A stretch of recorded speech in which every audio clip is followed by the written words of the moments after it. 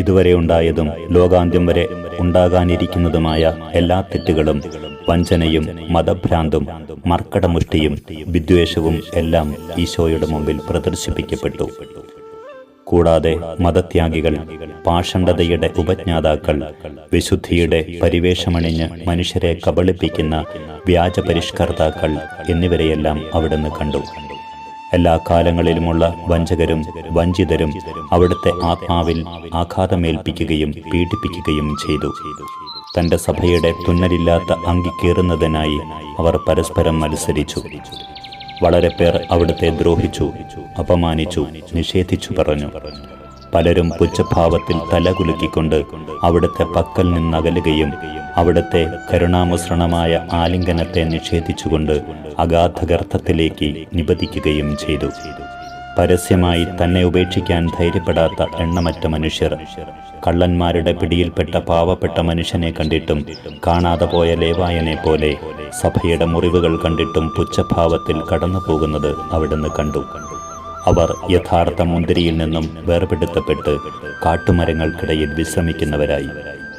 തങ്ങൾക്ക് വേണ്ടി ജീവനർപ്പിച്ച നല്ല ഇടയന്റെ ആലയത്തിൽ പ്രവേശിക്കുവാൻ വിസമ്മതിക്കുകയും ഹീനരായ കൂലിക്കാരാൽ വിജനമായ ഇടങ്ങളിലേക്ക് നയിക്കപ്പെടുകയും ചെന്നായ്ക്കളുടെ മുമ്പിൽ ഉപേക്ഷിക്കപ്പെടുകയും ചെയ്ത നഷ്ടപ്പെട്ട ആടുകളെ പോലെ ഭവനരഹിതരായി അലഞ്ഞു നടക്കുന്ന ധാരാളം പേർ. ബലിയോ ബലിപീഠമോ ഇല്ലാത്ത, ബലമില്ലാത്ത പാർപ്പിടങ്ങൾ മണൽപ്പുറത്ത് പണിയുകയും കൂടെ അവ അഴിച്ചു പണിയുകയും ചെയ്തുകൊണ്ടിരിക്കുന്നു. മേൽക്കൂരയ്ക്ക് മുകളിൽ കാറ്റാടികൾ ഉണ്ടായിരുന്നതിനാൽ അവരുടെ തത്വങ്ങൾക്ക് ഉലച്ചിലുകൾ സംഭവിച്ചു. തൽഫലമായി അവർ എപ്പോഴും പരസ്പരം എതിർത്തുകൊണ്ടിരുന്നു.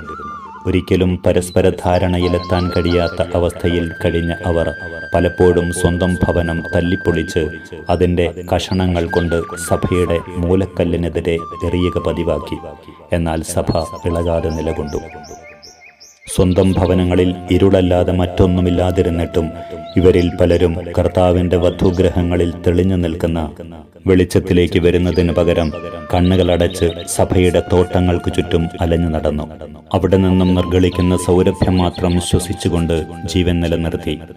നിഴൽ പോലുള്ള വിഗ്രഹങ്ങളുടെ നേരെ കൈനീട്ടുകയും ചുറ്റിത്തിരിയുന്ന നക്ഷത്രങ്ങളെ അനുഗമിച്ച് പൊട്ടക്കിണറുകളിൽ എത്തിച്ചേരുകയും ചെയ്തു. അവർ കുത്തനെയുള്ള മലകളുടെ വക്കിൽ നിൽക്കുമ്പോഴും തങ്ങളെ വിളിക്കുന്ന വധുവിന്റെ സ്വരത്തിന് കാതോർക്കാൻ വിസമ്മതിച്ചു.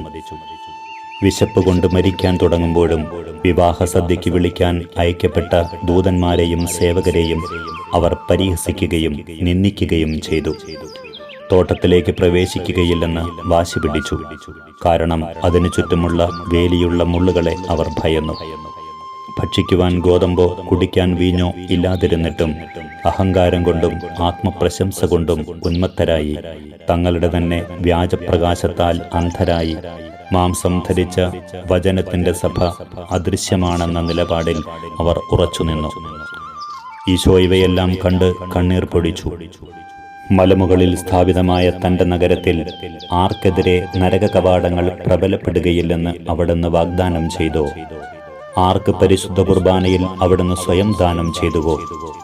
ആര് പാറമേൽ സ്ഥാപിതമായോ ആ സഭയിൽ തന്നെ കാണാതിരിക്കുകയും തൻ്റെ പിന്നാലെ കുരിശെടുത്തു വരാൻ വിസമ്മതിക്കുകയും ചെയ്യുന്ന എല്ലാവർക്കും വേണ്ടി സഹിക്കാൻ അവിടുന്ന് തിരുമനസ്സായി. ഈശോയുടെ ആത്മാവ് കണ്ട ദൃശ്യങ്ങളിൽ പ്രമുഖ സ്ഥാനം വഹിച്ച ഒന്ന് ഇതായിരുന്നു. പിശാച് ഒരു വലിയ ജനസമൂഹത്തെ വലിച്ചിഴച്ചു കൊണ്ടുപോയി കഴുത്ത് ഞെരിച്ചു കൊല്ലുന്നു. അവരാകട്ടെ ഈശോയുടെ രക്തത്താൽ രക്ഷിക്കപ്പെട്ടവരും കൂദാശയുടെ തൈലത്താൽ അഭിഷേകം ചെയ്ത് വിശുദ്ധീകരിക്കപ്പെട്ടവരുമായിരുന്നു. ആദ്യമുതൽ അവസാനം വരെ ക്രൈസ്തവർ കാണിച്ച നന്ദികേടും ചെയ്ത ദുഷ്കർമ്മങ്ങളും അതിതിക്തമായ മനോവ്യഥയോടെ നമ്മുടെ ദിവ്യരക്ഷകൻ കണ്ടു. ഈ സമയമെല്ലാം പ്രലോഭകൻ ഇപ്രകാരം ആവർത്തിച്ചുകൊണ്ടിരുന്നു: ഇത്രയും നന്ദികെട്ട നീചർക്ക് വേണ്ടി സഹിക്കുവാൻ നിനക്ക് കഴിയുമോ? ഈ ശബ്ദം മുഴങ്ങിക്കൊണ്ടിരിക്കെ പല വിധത്തിലുള്ള ദൃശ്യങ്ങൾ വളരെ വേഗത്തിൽ ഒന്നിനു പുറകെ ഒന്നായി കടന്നു വന്നുകൊണ്ടിരുന്നു. ഇതുമൂലം യേശുവിൻ്റെ ആത്മാവ് ഞെരിഞ്ഞമർന്നപ്പോൾ അവിടുത്തെ മനുഷ്യത്വം അവാച്യമായ വേദനയിൽ അമർന്നുപോയി.